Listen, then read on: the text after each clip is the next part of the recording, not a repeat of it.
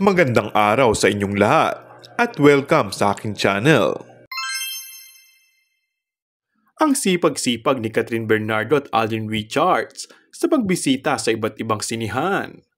Imagine, ang dami nilang mga fans sa sinorpresa na bigla na lang silang dumating at walang kaalam-alam ang mga manonood. Kaya naman super palakpakan at tilian ng mga ito na nasa loob ng sinihan na biglang sumulpot sa harap nila ang Kat din.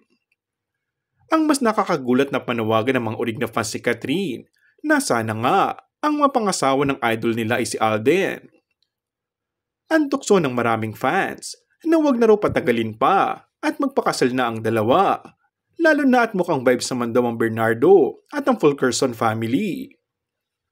Samantala, paawat at patuloy lang ang pag-arangkada ng Hello Love Again ni Catherine at Alden sa takilya.